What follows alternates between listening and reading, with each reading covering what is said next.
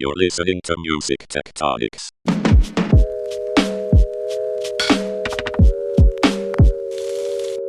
Welcome back to Music Tectonics, where we go beneath the surface of music and tech. I'm your host, Dmitri Vietze, also the CEO and founder of Rock, Paper, Scissors, a PR firm that specializes in music innovation. And I'm just back from the Musicbiz Conference in Nashville, Tennessee, which was such a blast.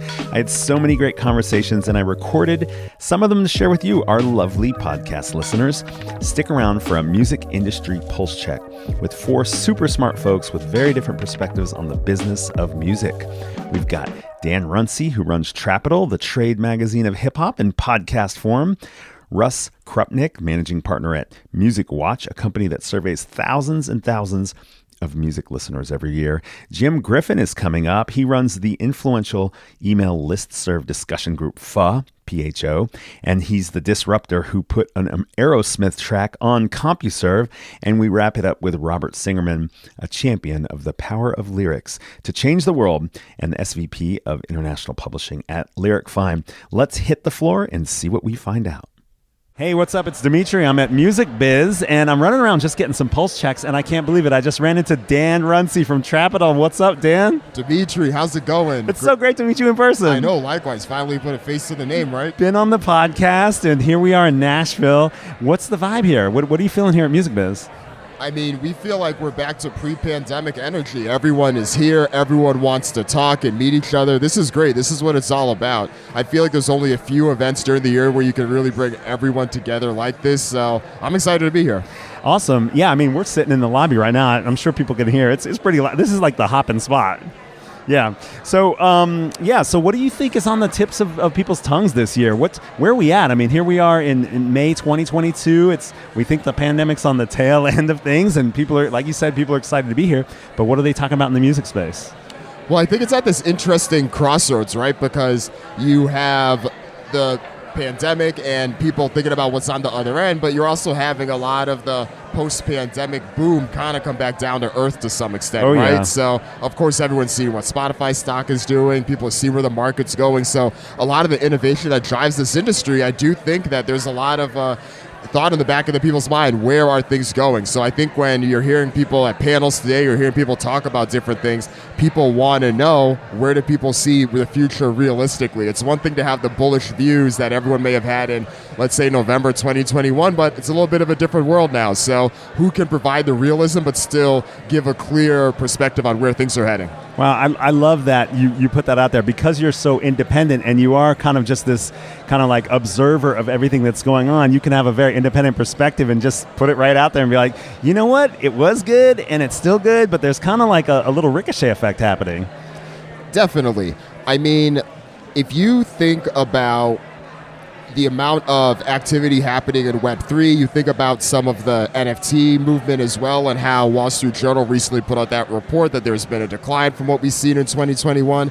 A lot of people are wondering what's there, but like I've always said about this time, this in many ways is the pets.com era that we're now getting through. Oh, you think it's that big? You think it's going to be that big of a correction or bubble burst?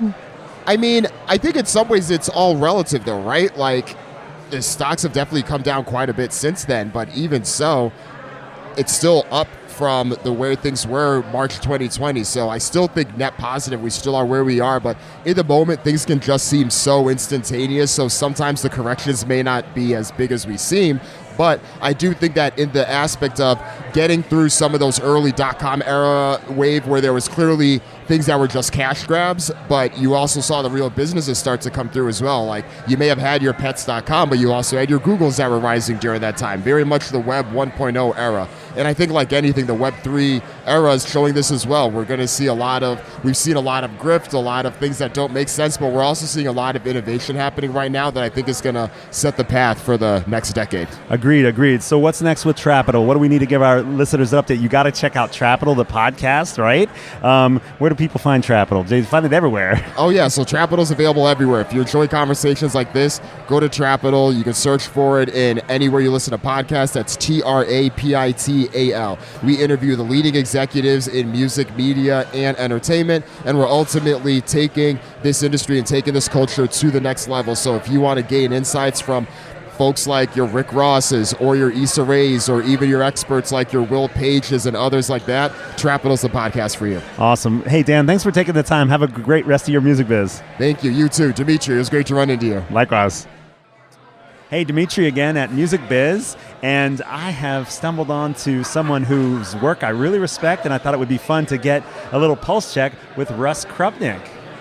Well, thank you. Thanks for inviting me. I'm Rus Krupnick. I'm managing partner of MusicWatch. We are a consumer research company. We've been looking at consumer insights for music and the entertainment industry for over a generation, over 20 years. How do you do that? Mostly through surveying consumers. Got it. Okay. You know, I always, when we started out, people would say, well, what is it that you do exactly? And I said, you know, I try to be the voice of the music consumer, the voice of the music fan, so that rather than everybody kind of getting into conference rooms and guessing what's going on or basing it upon their, you know, nephew Johnny says, we'd actually talk to thousands and thousands and sometimes, some years, hundreds of thousands of consumers to find out what's on their minds when it comes to music. So data-driven conversations rather than anecdotes. Absolutely. Although we do sometimes get people in a room together to do a focus group and get some of those anecdotes. But yeah, it's trying to put the understanding behind all of the numbers that you might see in Billboard, for example. Yeah, very cool. So what's top of mind this year at MusicBiz? What's either on your mind or something that people are asking you or that's on the tip of people's tongues for you? A couple of topics. I mean, we're here this year to talk a lot about vinyl. One of the big pieces of work that we just finished and presented this morning actually was a study on what's driving the whole evolution of the vinyl business. You know, it's interesting. We've watched over the past couple of years, the numbers just keep going up and up and up and up. But nobody's been really asking the question of why is it going up and who's driving it, and you know, is it going to keep going up or is it just some kind of a bubble that we're all going to be disappointed in, you know, in a year or two or three. So we did a pretty massive consumer research study to understand all of those things. So that's one of the things. Obviously, everybody is always asking me, you know, what do I think about the future of streaming in the United States? Yeah. So, and I'm a major cheerleader. Just if we have time to get onto that. I would love. Do you want to say anything else about vinyl? Like, what have you found out about why it's so popular? Yeah, I think, you know, some of kind of the highlights was what we've been learning is that, and not surprisingly, over the past couple of years, we've had this massive influx of new vinyl buyers. You know, not the old gray-haired grizzly vinyl person that we all kind of think of from yesteryear. They buy a ton of vinyl, but we have a lot of young people coming in. We have a lot of women coming in. We have a lot of diversity, a lot of Hispanic buyers, for example, coming in. So there's been this influx of new buyers. At the same time, people are spending more. The value of each customer has gone up the last couple of years. And I think one of the interesting things from the study is, you know, we always assume that people buy vinyl because it's nostalgic, or some people think it sounds better than streaming or digital downloads. And in fact, there's this other camp that says, yeah, I love the way it sounds, but I love the artwork, I love the packaging. It feels like something special for me that maybe I'm not getting in some of the digital formats. So there's this, you know, several reasons why people buy vinyl beyond just, you know, it reminded me of something I did when I was a kid, or my grandfather did it. Not just nostalgic. Yeah. So you talked about streaming, and I have a question for you. It's super interesting for me is as I see some faltering in the stock market and in the NFT market and the crypto market and things like that. I've had this thought, and I'm curious to test it out since you've got access to some research and data. Sure. My theory is that a lot of people have now subscribed to multiple video streaming services, and so as there's a tightening of the economy, that they'll probably start to pick and choose or do one at a time as they switch from series to series. But that in music, sure, here at MusicBiz, probably people have 2 to 4 different music streaming services, but a lot of people don't really need to spend extra money because the catalog is pretty similar from service to service. So is music going to be recession-proof is really what my question is, because of that difference or because of other reasons? Right. I mean, I spent a number of years following the home entertainment, the SVOD business from the beginning.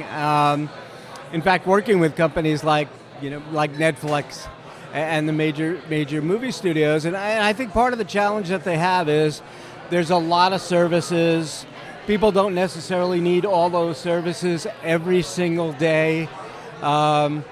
And it's not bundled up real well. And frankly, the discovery process is a little bit of a challenge for most consumers. Music to me is quite the opposite, in the sense that, first of all, people get a tremendous amount of utility out of their favorite streaming service. Over 50% of Spotify subscribers, listen on a daily basis. I can listen at work, I can listen at home, I can listen in a car, I can listen at the gym. Wherever I am, I could take this with me. So it engenders a passion and a connection that you may not quite have with video services, for example. So it's a little bit different, and as you say, because they have a unique, the catalogs are not all unique across all of the services. I think one of the other things is most of us have invested a lot of time. It's kind of a two-way street. Mm-hmm. Think about SVOD. I go in. I just finished watching Julia on HBO Max. I watched by 6 episodes and I'm done. On the other hand, for Spotify or Apple or whatever your favorite service is, every day I'm adding songs to my playlists. I'm creating new playlists. I'm liking more songs. I'm discovering more songs.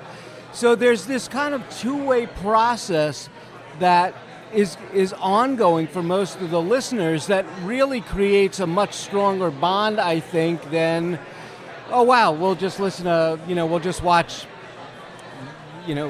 Flight Attendant this week, and when it's over, I move on to something else. Yeah. And is there data that shows that my hypothesis is correct, that people are subscribed to multiple video platforms, streaming platforms, but not as many music platforms? There actually people do tend to use multiple services, but not so many as in the cable TV, in the SVOD space, or in the TV, TV. You're saying in music they do have multiple. They do. But typically they have a favorite. Yeah. And they have one favorite, and again, depending upon the kind of music listener you are and how intense a listener you are, or what you like in a service, that might be Spotify, it might be Amazon, it might be Apple, but people do tend to have one favorite, as opposed to saying, hey, this week my favorite's Netflix, and next week my favorite is going to be Paramount Plus, or so on. Yeah. So my theory about people being more likely to unsubscribe from video services because they have a lot of them, but not unsubscribe from music ones, is not necessarily what would happen in economic contraction? No, I mean, certainly, look, there are people, the margins is the wrong term because they're not marginalized people, but there are people who, if the economy is bad or so on, will potentially cut back on their services. But look at it this way. We just went through 2 years of complete hell. 2 years ago, hundreds of thousands, millions of people lost their jobs, and yet Spotify's reporting, at least domestically, record numbers of subscribers. I kind of think that because of the way that we use streaming services, it may be one of the last things that you would give up before, you might give up your 10th SVOD service. You might give up your Book of the Month Club way before you're going to give up your favorite streaming service. Well, that's pretty hopeful, Russ. Thanks for thanks for that insight. All right, well, it's been great to catch up with you. I appreciate you taking the time. Is there any last things you wanted to get into the mix of sort of the pulse of music at MusicBiz?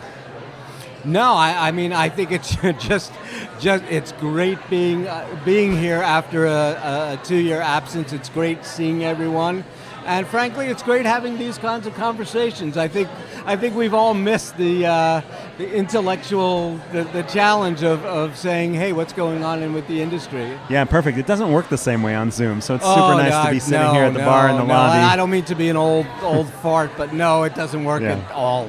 Well, thanks for joining the Music Tectonics podcast, Russ. Pleasure. Hope to talk to you soon again. Sounds good. Does your company belong at the center of the conversation about music, tech, and innovation? Listen, you should consider sponsoring the Music Tectonics Conference.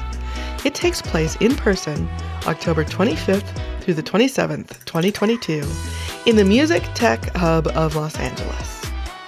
Top-tier sponsorships are selling fast, but we still have a spot for you, whether your business is a hungry startup or an industry leader already. Every sponsorship level comes with an exhibitor booth at the Loews Santa Monica Beach Hotel on October 26th, the main conference hub for keynotes and panels. Your company will be at this epicenter of music, tech, and innovation throughout the event. That's just one perk of being a sponsor at Music Tectonics. You could be a guest on this podcast or even play a role in conference programming. Interested? Let's talk. Go to musictectonics.com to start the conversation with our contact form. And now, back to the show. Hey, it's Dmitri. I'm at Musicbiz in Nashville. This is super exciting. Musicbiz has come back with quite a force. They have. And I'm excited because I get to sit next to and talk to a friend from online world. Actually, I think we met in person at Musicbiz. I think you're stealing my lines. Oh, because I'm sitting next to a friend. That's why I'm here. This is Jim Griffin, who I found on... No, I'm Jim Griffin. No, yeah. You're Dmitri. I'm still Dmitri, and he's Jim Griffin. Yes, that's true. And we're from roughly the same area of the world, the Midwest. Yeah, I live in the Midwest. It's true. And I was actually born here in Nashville. Oh, cool. Yeah. But Jim, why don't you just introduce yourself to our podcast listeners to start? Happy to do it. I'm Jim Griffin. I think I'm a media technologist. I run the Pho list, so I know a lot of people from that. I've got spelled P-H-O. Oh yeah, Vietnamese beef noodle soup. I've got a posse around that, so I guess that makes me semi-important if you have a posse. And I love them all. Anybody who is really interested can join it. It has a long story. In June of 1994, it seems like forever ago, I was working at Geffen as the CTO, and I released the first full-length sound recording online. It was an Aerosmith track called Head First. And we had the rights to these things. We were their label. So took a sound recording, put it out on AOL and CompuServe, because at the time nobody had an internet connection. And we learned from that. And so it was exciting to do that. But the learning there was that I could never get back to all of the people who called afterwards, journalists, etc., academics. And I love journalists. I do. I consider myself a journalist. So I didn't want to disappoint them. And I said to my assistant, look, for all these people who call, tell them to go to Pho 87 in downtown L.A., and it's near Chinatown. And they'll see me at the back of the room with a red hat in my hand. I'm going to have a red hat Old with school. me. Yeah, and I said, and I'll buy them lunch. If they'll have the soup, I'll buy it for them. And we'll have a conversation, not just us, but the people around us. We'll all talk about the digital delivery of art with a focus on its monetization and music. And so this went on every week, and more people began to come. And then one Sunday, 3 big tour buses pulled up outside of this Vietnamese soup kitchen, and it was the Harvard Business School. What? And they got off one by one and filed into the restaurant. I bought them all lunch. I had to send my brother out to get more cash out of the ATM. But and that led to me lecturing there. I built a relationship with them. And I realized that what I was doing was metaphor for the whole industry. Wow.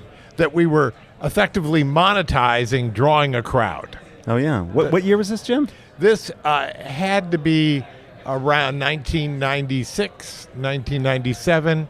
And so I realized we were in the middle of something. And we were talking about it at the Harvard Business School. And they were writing case studies. And I didn't really perceive that coming at the rate that it did. Mm-hmm. I guess you never see the future coming at the rate that it is. But it was exciting.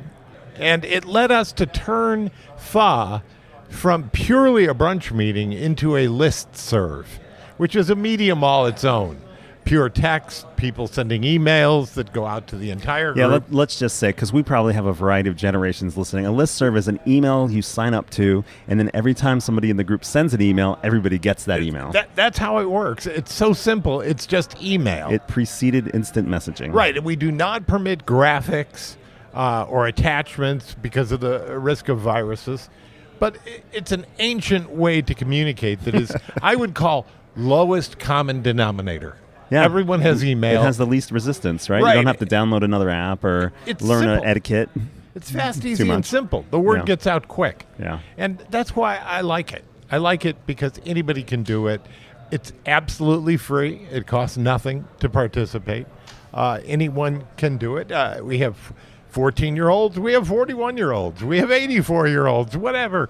And it's an exciting discussion. And I'm on the list. I've been on it for several years. And to be clear, it is people who are the types of people that would have shown up at that pho restaurant, the types Right. of people who are interested in this immersion of digital monetization and digital distribution and rights and copyright. There's a lot of lawyers on there. There There's are. a lot of CEOs We lurking. have our own bar association, I think. It's a lot of lawyers. Yeah, the Pho Bar Association. Yeah, we love to discuss court cases or whatever's happening around the world. It'll come up. But really, anything you're interested in. I mean, I met my wife at Pho. What? And then I married her. I didn't know that. Oh, yeah, that's how that happened. She came with an agent, predictably, from Michael Ovitz's company. And attended a Sunday brunch, and I said, sit down, let's talk. And it really is just So a it was the melting- early Tinder is what you're saying. Well, maybe. It's a melting pot of people. Yeah. It's a place, it's very friendly. So to you run newcomers. this community that's on email. I don't think I run it. Let me be clear. You started it? It runs best when I'm asleep. And I'm sure of this. You wake because up and see what happens? I do. I wake up and see the results of the overnight around the world and people sending messages. Okay, well, we've got people excited about how they find out if they want to sign up or do something. Oh, they can just write me an email. Okay. Griffin@onehouse.com or Griffin747@outlook.com. Okay, so that's the red hat that you wear, or at least hold up. Right, yeah. What other hats do you wear now? I work at a company called PEX. PEX. PEX.com. And we try to wring the ambiguity out of reporting the use of music and thereby its payments and downstream royalty flow. Wow, and what do you do there? I do law and policy. I'm lucky to be a part of a department that focuses on the legal context in which we operate around the world, different laws, different countries, how is music and media monetized in those countries, what are the rights situations. This is what I focus on. I was a professor teaching music copyright law in Northern Virginia. I met Rasty through the Pho list. Oh, yeah, the CEO and founder of Lots PEX. of companies. I mean, look, Uber started on the Pho list. It did? Oh, yeah, no question. Oh, I never Travis heard of Kalanick came to early Pho brunches, met a lot of people, heard the word Uber from the co-founder of John Paris, who was enamored of the word Uber, and it became the startup of the week at Pho. Wow. Lots of startups there. It's a good environment for that because a lot of VCs come to the meetings or lurk on the list and are looking for things to invest in, which I guess is fortunate if you're looking for money and capital. It's a community. Above all, it is a community. Yeah, yeah. And we treat it as such.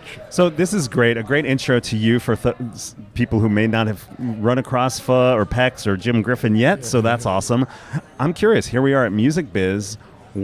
This is our opportunity to kind of check the pulse of the music biz. Oh, at yeah, MusicBiz. no question. What's on your mind? What do you think are My mind is survival. I had a bad car accident about a month ago, and it shocked me. I'd had shingles a couple of months before that. I'm an old man now, and I just realized just how mortal I am. Yeah. There's times I just plow through life and don't even think about such issues. And so for me, it's that I'm alive, but the business is alive too, as is this conference. Yeah. And it's great to see you standing and talking and coming to a conference, it's Jim. amazing to me, just walking. Yeah. I'm learning to walk again. Oh, man. But I think in every way, it's a checkup for a lot of people.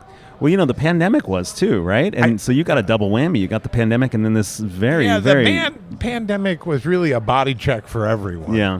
I'm still wearing a mask. I think we're all figuring out where we're at and where the business is going and what remains after this avalanche came through town. And a lot of them has emerged as well. Like, so what are some of the, just like you mentioned, this early track that you put up online, the first track to go online, what's that moment right now? What's happening in music now? It's funny because I come here and I meet my old colleagues from Geffen, who remember our early days of networking and building networks and putting out songs online and working with HTML and trying to figure out what it meant to us.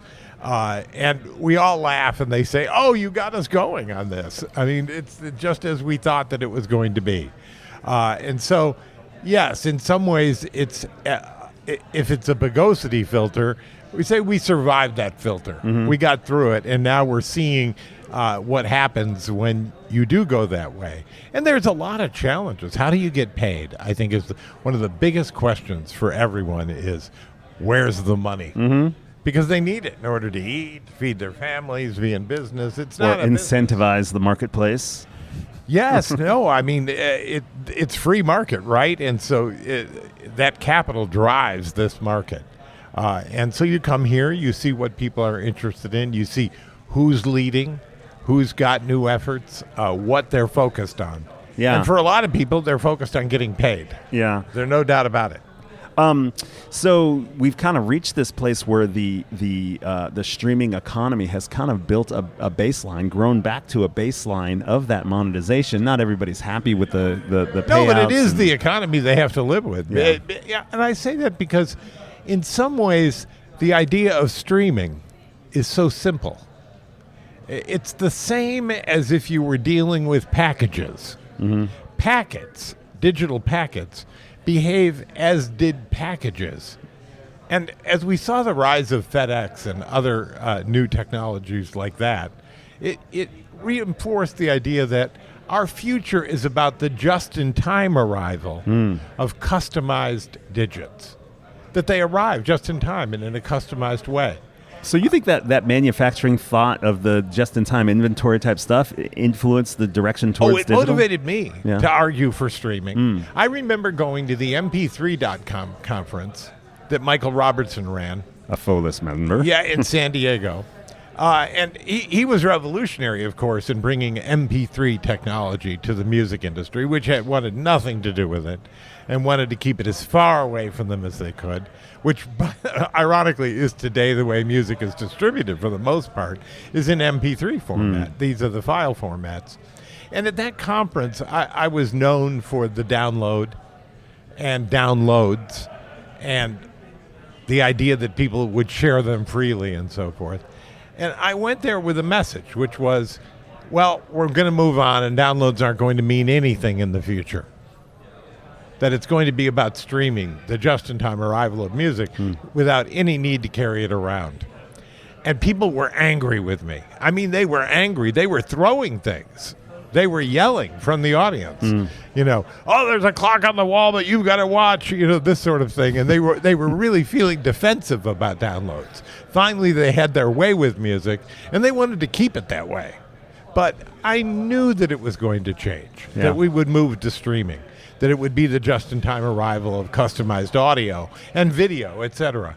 And so today we do live in that world. But where did I get it? I got it from reading the book, The Toyota Way, which was about the Kanban in manufacturing and the signal card, on how Toyota didn't want to order more than, if they were going to build 100 cars a day, they wanted 500 tires. They didn't want more. They didn't want less. Otherwise, they'd need warehouses. And warehouses were to be avoided. And I came to realize that storage, or a hard drive or anything, is a sign of inefficiency. If you're storing something, you've got an inefficiency somewhere because you're not dealing with it just in time in a customized way. And I think for the media business, that's an important awareness to have. Well, yeah, I mean, if you think about the switch from physical to digital and the pandemic where we had all these supply chain issues, the music industry didn't have the same kind of suffering that physical product did as a result of the switch to digital before the pandemic. Right. Well, people wanted their music to stream. Yeah. They wanted it now and in a customized way, and they didn't want to have to store it. And they didn't have to wait. They didn't have to wait for the physical product, let alone for the hassle of storing, downloading, Right. Well, ripping, all that there was stuff. also some basic economics at work. I mean, Steve Jobs would sell you a device that would hold 5,000 songs. Should it cost $5,000 to fill it? I mean, the device itself only costs $100 or $200. What parent would send their child into the world with $5,000 device attached to their belt? Right. I mean, this basic economics began to challenge things. And how many songs can you really listen to at some point? I think it was attractive to have them all, but really it wasn't the point. The point is, how much time do you have? How do you occupy it? And also, how do you build relationships with people? Let me tell you a story. When I was at Geffen, we had a prominent company tell us that they'd studied our customers, and they found that 80% of them really had no idea when their favorite artist came out with a new album. This is how disconnected they were from us and how disconnected we were from them. Yeah. I think in a world of just-in-time arrival, you build relationships that are very tight. And those relationships have great value. And it's all about feeding that relationship.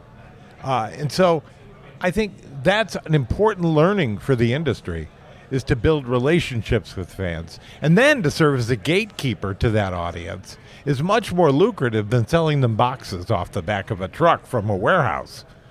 Yeah. So where are you seeing that in the music industry now? Where are the glimmers of hope or the glimmers of innovation? What's happening right now in the music space that does just that creates that relationship between the artist and the fan and allows them to be their own gatekeepers instead of somebody else? For me, it's Twitch. Which is, of course, a mixture of audio and video. And I think that's an undeniable combination now, is that audio and video. Someday we will have a camera here, and they will be looking at us, and I'm not sure that will be a more attractive picture, especially given our age at that time. But it will be what it is. And then there will be some kind of young commentator replacing each of us. Yes. Somebody more attractive to the eye. And that'll be necessary at that time. Because at that time, it'll be moving on to the next thing. You know, it's sort of like that movie 2001, that monolith that shows up every time some progress happens, and then it goes somewhere else. And I think so, as we have this discussion and we say, okay, where are we now? The real question is, what's next? Yeah. You know, it's the Wayne Gretzky quote. Well, before we go to what's next, what intrigues you about Twitch so much? You mentioned the visual elements. What in terms of the engagement and monetization? Oh, it's visceral. It's that this is now, and this is a huge palette of choice. You know, you can decide whatever you want to look at.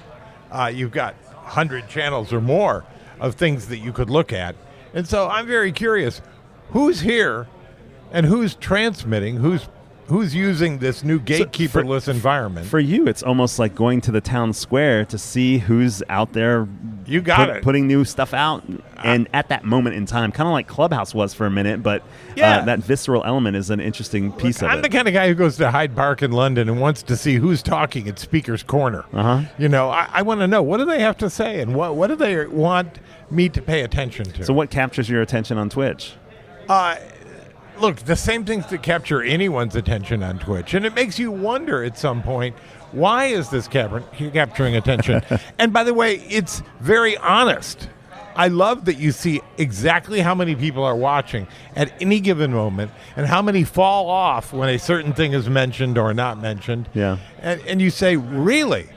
That cost this streamer 100 people out of their 1,500 person audience or whatever. That to me is visceral.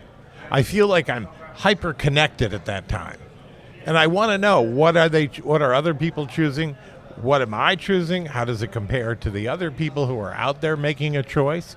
And what are they choosing to put on screen? And how and why? What kind of technology are they using? What microphones have they chosen? What streaming equipment have they chosen? I want to know it all because I am a fan of Marshall Mcluhan. That makes me an old man. But Marshall Mcluhan was a very interesting Canadian who is best known for a saying that you really had to know to graduate from college in the 1970s or the 1980s. You had to know that he said the medium is the message.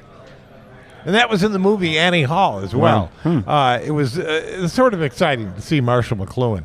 But I studied Mcluhan deeply, and I think highly of the things he said. And that was the most important thing he said was the medium is the message. Like the idea that you're doing a podcast is the message here. It's more important than what we're saying. Wow. Is that you've chosen this medium to have a relationship It's almost with your like audience. the medium is a genre itself. It's more than the genre. It speaks so loudly about how we're connecting with the audience right now. They're choosing to listen to a podcast. We're choosing to create one.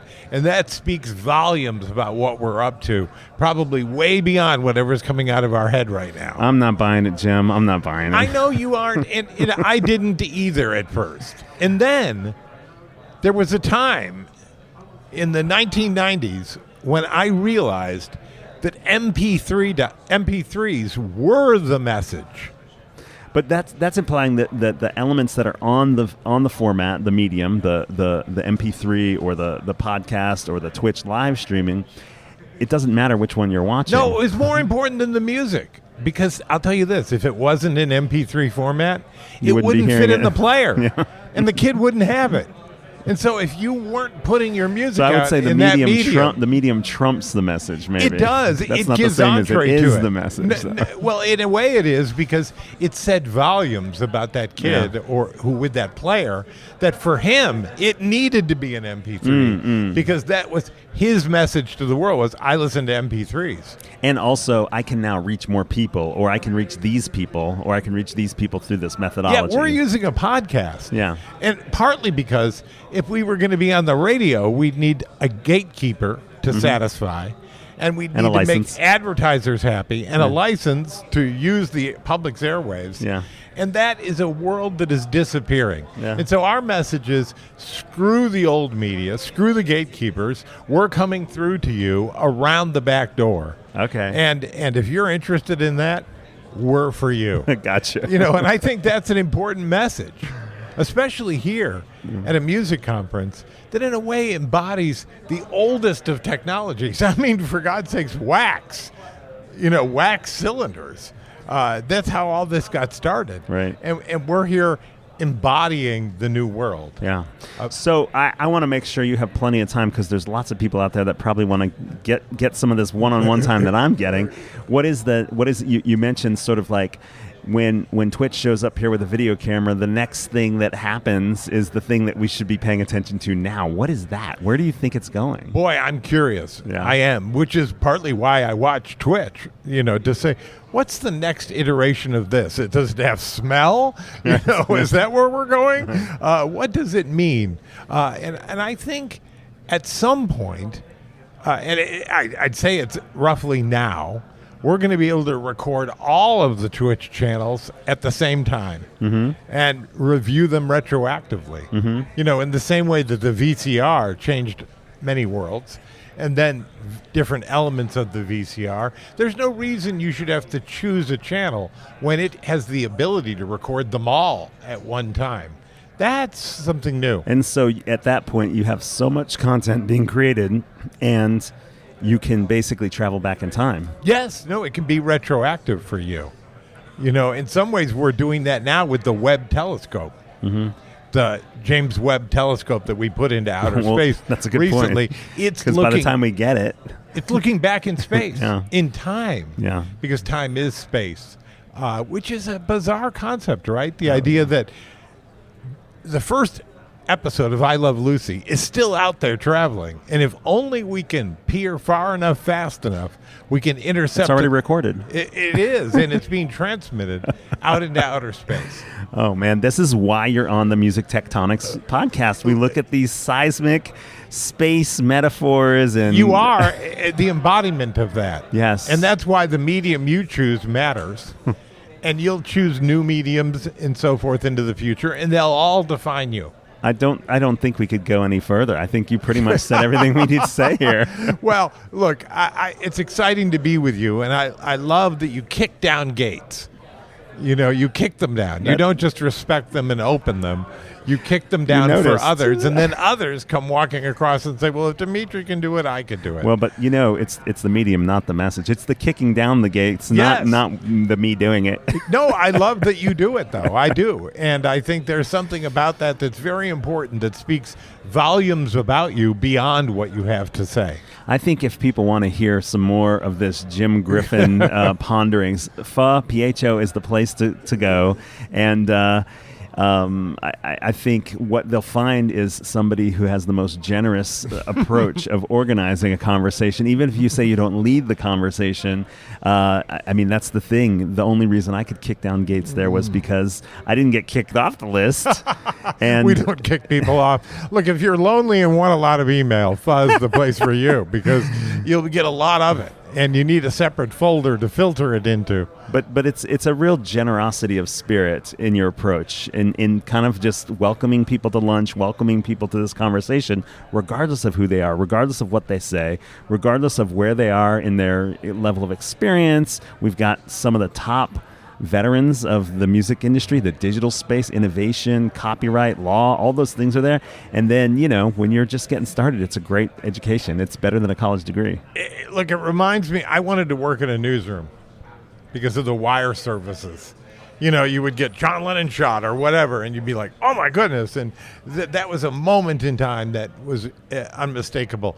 And the file list, it's like that. It's like a wire service. It's constantly sending you messages from around the world that are little reports about, I saw this today, or this was decided in a court today. And I think that's so exciting to the average person that they sometimes become gripped by it or addicted to it. And that's never healthy, but it can be healthy. There's good in it, even if it's not good. There's something very good in it. If you want information and you want to constantly be updated on it, the follow list is for you. It's for me, and that's why I do it, for me. And it always runs best when I'm asleep because my hand cannot improve it. Well, this has been an absolute pleasure. It's such a pleasure to get to see you in person. I'm so glad that you've come out of your terrible car accident, ready to roll back at conferences. I'm trying. Preaching to anyone who will listen. Look, no, I wouldn't say. You're not just anyone. You're important to me, which is why I'm sitting with you doing this in the green room at MusicBiz, because you are very important and your audience is important. And the people who choose this medium, they're important too. And letting them know that there are others who are like-minded people is important to me. I'd love to see them on the file list. I hope they write me at griffin@onehouse.com or griffin@747@outlook.com and send me a message and say, I want to be added to the list. I'll add you to the list. There's no question about that. As long as you know that we're not going to be discussing recipes for Vietnamese beef noodle soup. No. That's the only filter I've got, is that you don't know what it's about. Probably you're not right for it. But even then, I would put you on. It's been an absolute pleasure, Jim. It's fun. Yeah, thanks for inviting us all to digital lunch worldwide all the time, 24/7. And hope you enjoy the rest of your music biz. Well, thanks for having an old man on here who's got one foot in the grave and the other on a banana peel, frankly. Doing my best to stay alive. Awesome. We'll see you soon. Thanks, Dmitri. Hi, I'm Robert Singerman. I'm the SVP of International Publishing at LyricFind. I'm a partner in .music. I'm a partner in Mondo, partner in Sync Summit. And I'm here at MusicBiz. And a friend of Crazy Pants. And a very good friend of Dmitri Vietze. I think we might go back 20 years, Robert. I believe we do. Yeah. So I'm just doing pulse checking. I'm walking around MusicBiz to see what anyone who's not here might take away from it. What is on your mind at MusicBiz this year, Robert? It's been a really great show, actually, because it's, after South by, it's kind of the first one where people are coming together. A lot of people haven't seen each other for 2 years. So it's that kind of coming out of the pandemic, eyes open, hugs, fist bumps, handshakes, all that. And, the music community is a very strong, very powerful place. And events like this where you meet new people and meet old friends and exchange ideas and hear new ideas, hear what the innovations are right now, get to do your spiels about what you're innovating and how your things are rolling and what's in the future. For me, it's always very exciting to share with my fellow music community professionals. Yeah. So what's like on the tip of everybody's tongues here this year? Like what are people talking about? Is there a thing or a few things? I think the thing is metaverse, NFTs, that's the new conversation, but it's not quite really there yet in a lot of ways. I mean, just had a lunch with a professional who was talking about, it's still a very small share of the market, it's still very small income coming in from that. I mean, obviously there's some huge ones, but it's still developing, but like everything developing, that's where a lot of the attention is what is actually going to be in the next year, the next 3 years, the next 5 years. So there's a lot of attention on that, but it's also all the different innovations that everybody in this community are actually creating and doing themselves. So there's a combination of Web3, metaverse, future stuff, and what's happening right now with all the people who are here and with kind of the interactions between all the people who are here that have been put aside in some ways by the pandemic, or at least not in real life, face to face, kind of moving things forward. But now we get to do that in person and tell everybody what we're doing, hear what they're doing, and work together on affiliations, partnerships, new ideas, new business models, and again, that's what's exciting. Yeah. So what are you telling everybody about with LyricFind right now? Well, thanks for asking that question. With LyricFind, the mission that I think Dmitri first interviewed me many, many years ago on, I've been working for 18 years on giving music subtitles, legal lyric translations. You might not even know this, but it has launched on Deezer, where we pay people for the initial lyric exhibition on the platform and for the lyric translation. So the top 10,000 Anglophone songs are now translated into 4 languages, and depending on where you're listening from, the translation actually shows up along with the music, along with the original lyrics. And again, that's a 18-year project. I also just recently got a €2 million grant for the next 4 years with 14 major partners, including Deezer, including Unison, including Zebralution, that's owned by Gema, to make this actually really happen. So within 4 years, the EU has actually said that this is transformative for Europe. Wow. That's what I've been saying for 18 years, but now they've recognized that we got the highest evaluation of any grant application that anybody's ever seen. Congrats. And it's pretty exciting. Nice. Yep. Congratulations. We're also doing, lyric videos, free to create lyric videos, which also include translations, which again has been in my head for 18 years. And that's exciting as well. That's a new product that allows us to actually deal with the labels and the distributors as distinct from the music publishers who we deal with on the lyric rights. So that's a whole new product. Lyric IQ is another product that allows us to identify themes in lyrics at scale, emotion, content filtering, content analysis. What I like about it is that we're going to be able to find out the lyrics from our 5 million, 6 million lyrics that have to do with SDGs, for example, or ESGs, or DEI, diversity, equity, and inclusion, in relation to these themes that is kind of the reason that I'm in the music business. I think that that we want the world to be a better place, and work on things with corporations, with organizations that actually care about what's happening. So that music meeting the world necessities. For so long you and I have talked about how the world has connected through music, and many people learn a language through music. Maybe they learn English for the first time and it connects them up with some other things that are going on and stuff. So it's super cool to see your endurance on this, Robert, and seeing it all the way through, and it's super impressive. I just got a link to an article in New Yorker about one song that's really changing the way India and Pakistan deal with each other. One song. It's happening right now. Pasori, it's called, but New Yorker magazine, check it out.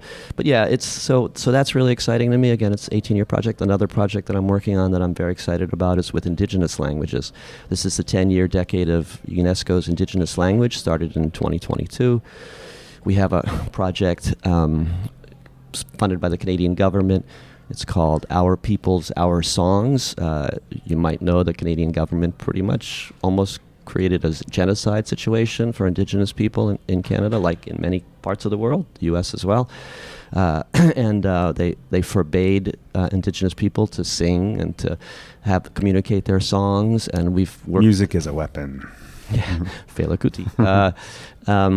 So they took away the music and the songs, and we're actually using songs and translations to revitalize and reclaim indigenous languages through all the different community groups, through an indigenous-led organization, through all the community groups that have been granted millions of dollars by the government, talking about lyrics, songs, and translations specifically to encourage young people and old people to work together on revitalizing indigenous languages and culture. Music is medicine. Music is medicine, yeah.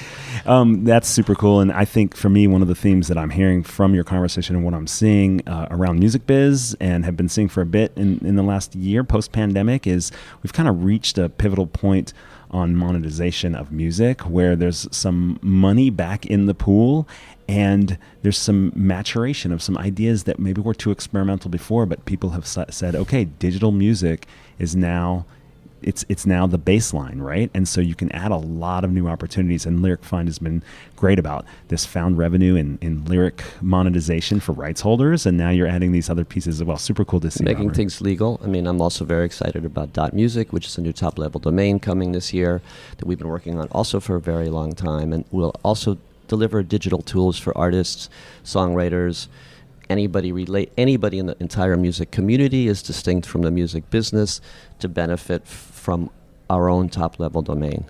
Cool. Excited to see what happens with that. Robert, this has been a blast. Thanks for doing a pulse check with us at MusicBiz. Thanks a lot, Dmitri. Appreciate it. Thanks for listening to Music Tectonics. If you like what you hear, please subscribe on your favorite podcast app. We have new episodes for you every week. Did you know? You can dig deeper into all our episodes with the show notes at musictectonics.com. While you're there, look for the latest about our annual conference, sign up for our newsletter to get updates, or get the Music Tectonics app for music tech news. Everything we do explores seismic shifts that shake up music and technology the way the Earth's tectonic plates cause quakes and make mountains. Connect with Music Tectonics on Twitter, Instagram, and Facebook, and find me, Dmitri Vietze, if you can spell it, on LinkedIn. Bye-bye. You're listening to Music Tectonics.